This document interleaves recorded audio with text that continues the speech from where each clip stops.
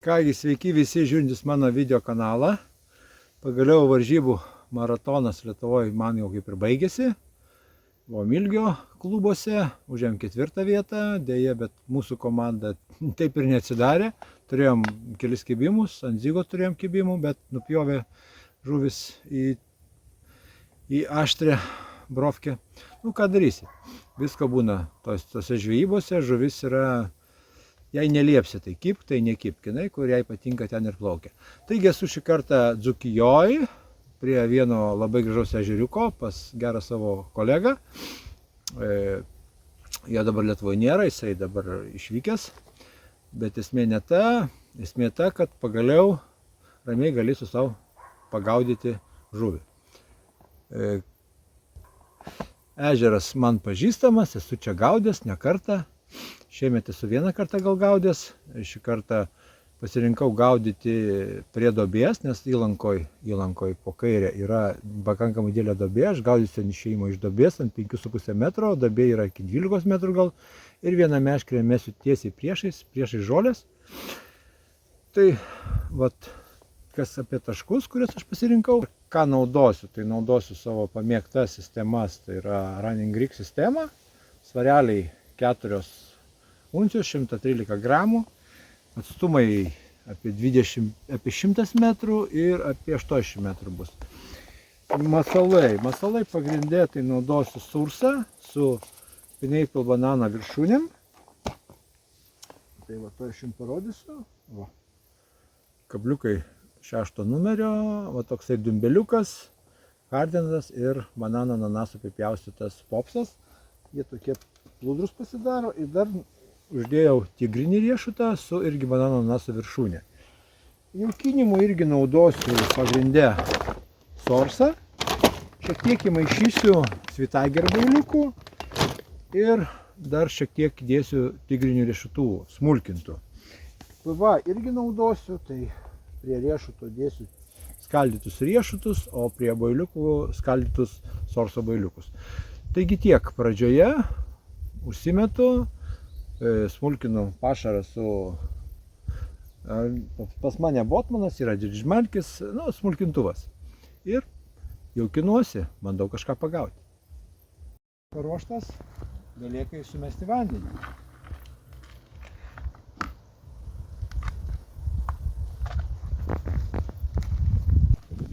Pirmiausiai pajaukinsime artimą tašką, o po to bandysime jaukinti ir tolimą.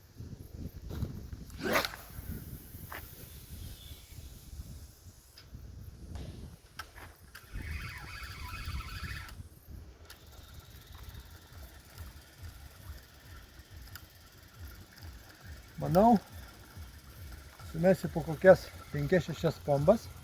Daugiau, manau, vakaro nereikia, nes vanduo labai skaidrus. Manau, kad karpiai nelabai aktyvus ir nelabai maitina. Taigi bandysime su mažesniu pašaro kiekiu pritrauktas kelis aktyvius karpius.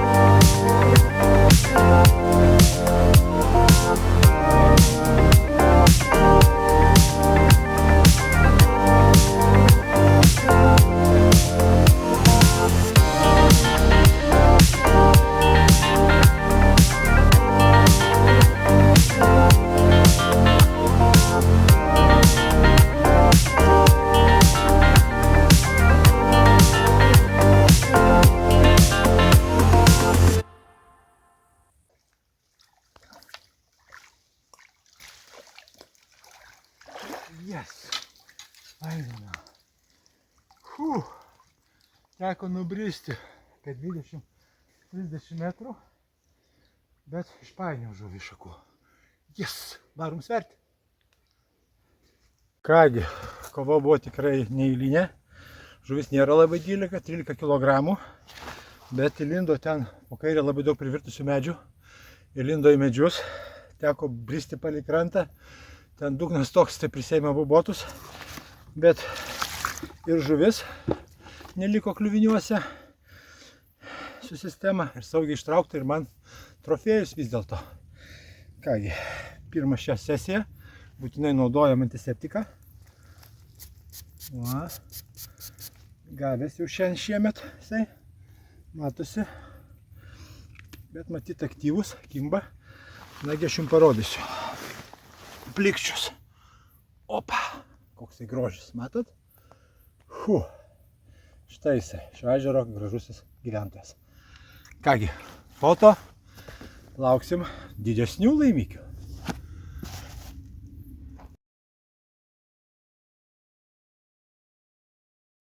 Paleidžiam jį atgal į vandenis. Jisai pavargo, abu pavargom. Labai graži žuvis. Štai jisai, gražuolis. Opa. Plaukia namo. Davė vaizdų. Kągi, sesija tęsiasi. Buvo rami, lengvai nulijo. Šviesu. Kągi, reikia persimesti, pajaukinti. Gal bus kažkas. Kągi, įsidienojo, saulytė pasirodė. Turėjau kibimą iš dešinės, iš 80 metrų. Lynas buvo, nedidukas, ištraukiau, paleidau, persimečiau. Ir galvoju, kad gal žuvis pasirodys paviršiuje. Tai užmečiau vieną meškerę ant zygo. Grynai ten, kur ir laikau dugną, prie duobės krašto, 5,5 metro zygas. Kągi, lauksim, gal iš ten išvažiuos ir zygas. Tai visai būtų įmanoma. Šitiek, manau, pajaukinsiu. Darysiu nedaug. Rytinį dariau jaukinimą, dabar popietinis bus ir po to vakarinė. Manau, tikrai užtenka, nes žuvis nėra, kad būtų labai aktyvi. Kągi, 7 valandos. Padariau paskutinį pajaukinimą prieš naktį. Dieną jokio aktyvumo nebuvo. Šuolių irgi nemačiau, ežeras vis. Kaip matot, kaip stiklas. Zigą nuėmiau. Sumečiau visas meškės į tos pačius taškus, kur buvo vakar, iš vakaro. Gal naktį pagaliau sudirbs pašarai ir ateis. Nors vakar iš karto po pajaukinimo, matyti, ten sukinėjusi arti, iš karto buvo kibimas. Taigi laukiu. Tai šilta, galima sakyti vasariška ir visiškai rami. Rytas toks taip pat irgi. Ežeras kaip stiklas.